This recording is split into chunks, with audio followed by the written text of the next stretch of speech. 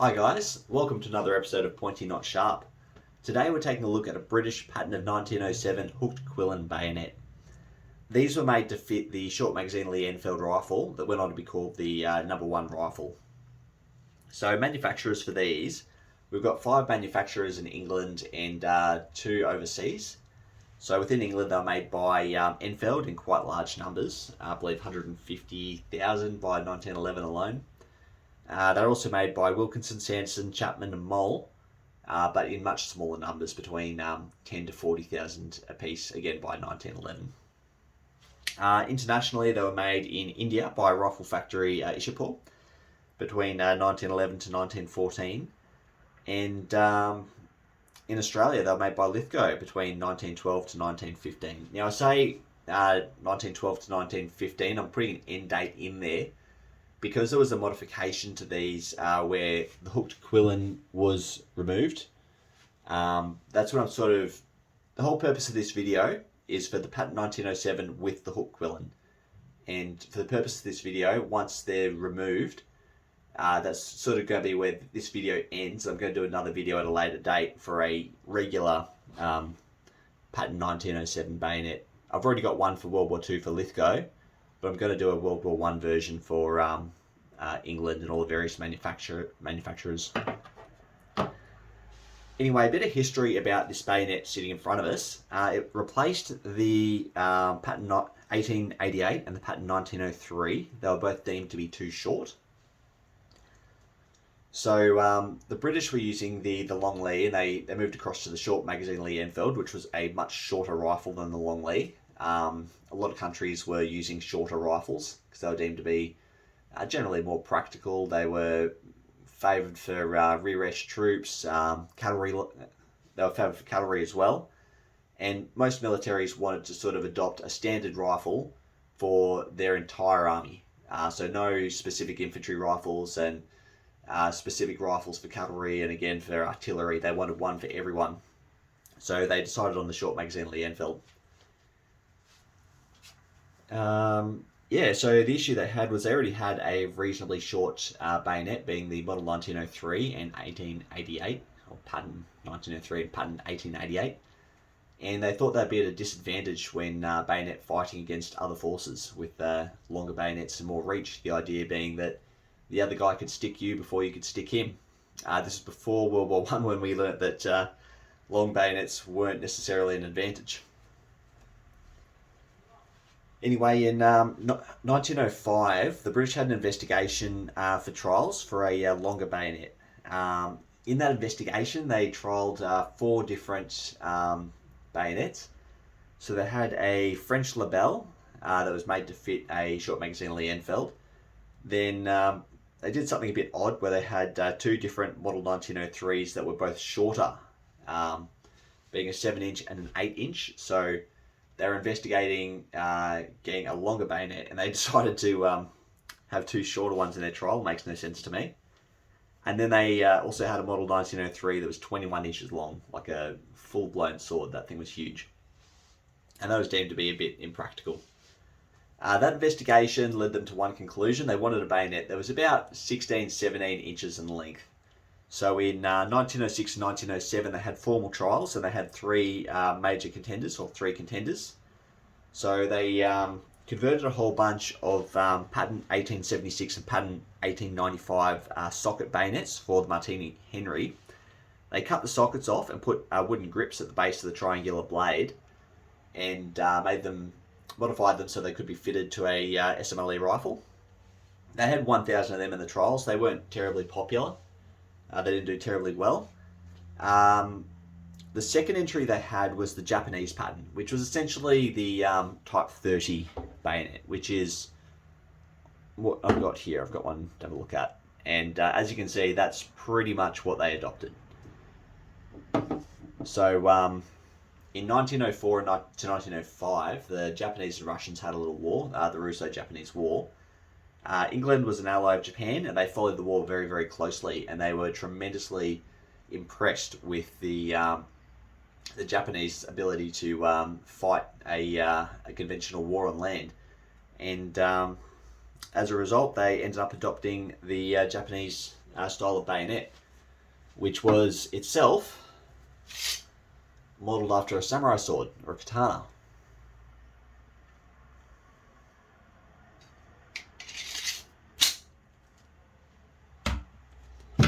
So in the trial, the British had 500 of these Japanese pattern bayonets, what they called them, which was essentially the patent 1907. And as you can see, it's got the same blade profile as the Japanese Type 30.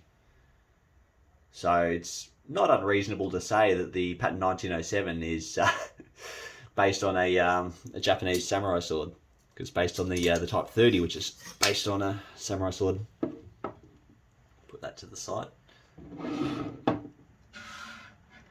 And the final bayonet they had in the trial was the US pattern, and that was essentially a model of 1905 bayonet that was made to fit the SMLE. So in the trial they had the 1000 triangular blades, the 500 Japanese, and the 500 US patterns. And in the 30th of January 1907, the Japanese pattern, the patent 1907, was formally approved and given its patent name, patent 1907.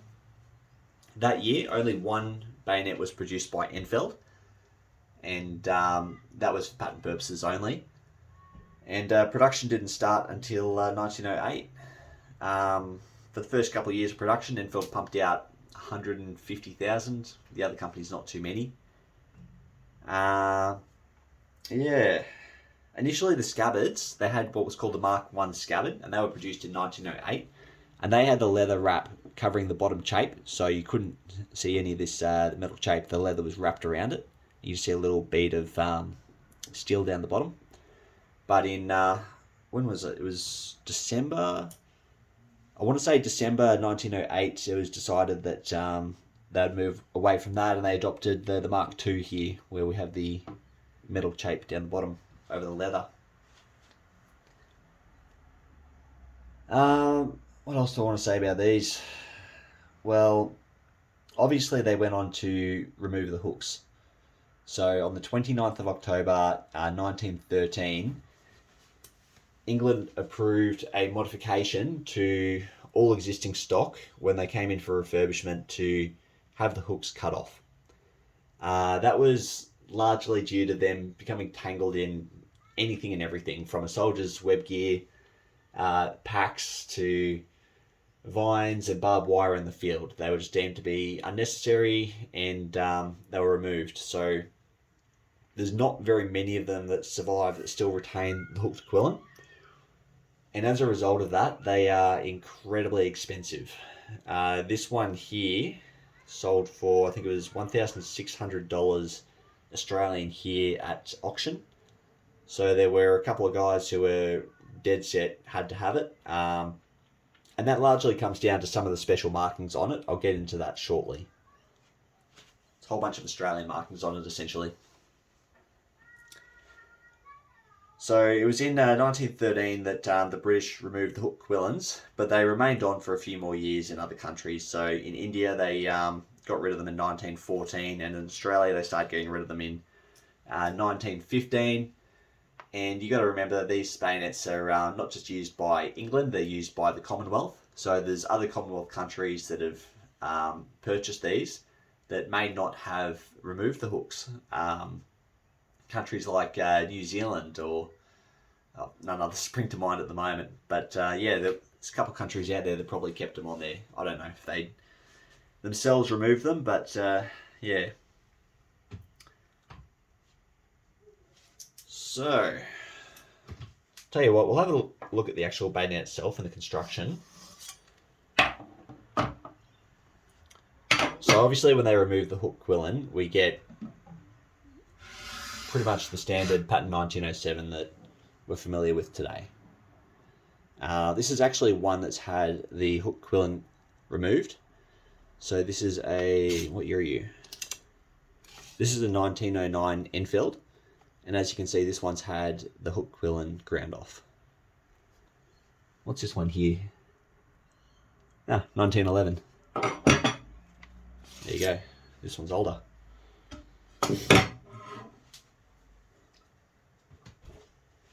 So we've got a nice long blade, fuller.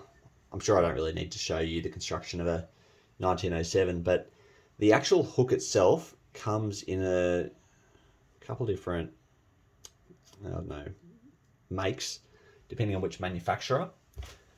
So generally your English ones are a lot rounder, a bit thinner, and depending on which manufacturer you get, they can be a little bit further out, a little bit higher, a little bit thinner, a little bit thicker, a little bit of a steeper angle.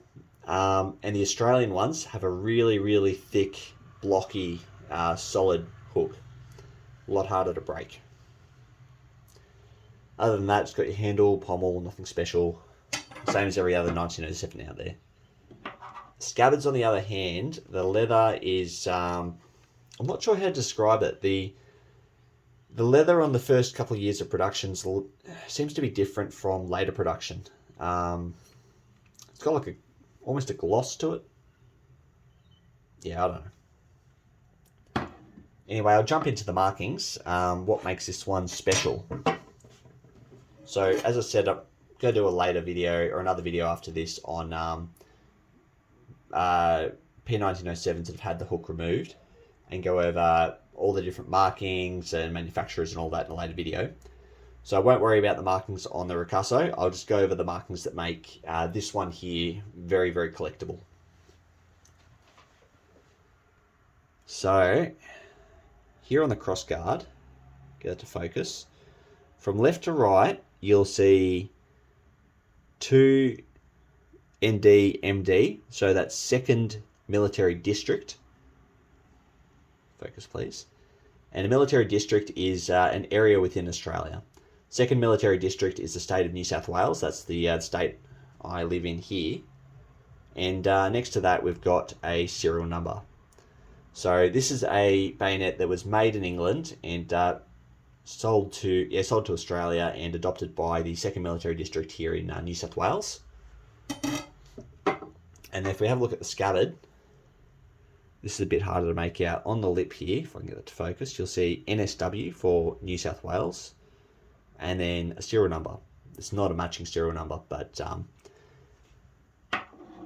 yeah, they're both for New South Wales. They're both 2nd Military District. Now, bayonets down here in Australia go for stupid money. Hooked Quillions go for stupid money, and hooked Quillion with an Australian connotation to it, or New South Wales markings, is going to go for stupid money. The actual Lithgow ones themselves, I've yet to see one sell, but I've seen them advertised for between $4,000 and $7,000 on places like eBay and just people trying to get stupid money for them. I can only imagine what they go for at auctions, but there's not many of them out there, and people are very, very hesitant to part with them, and honestly, I don't blame them. If I got one, I'd never let it go either.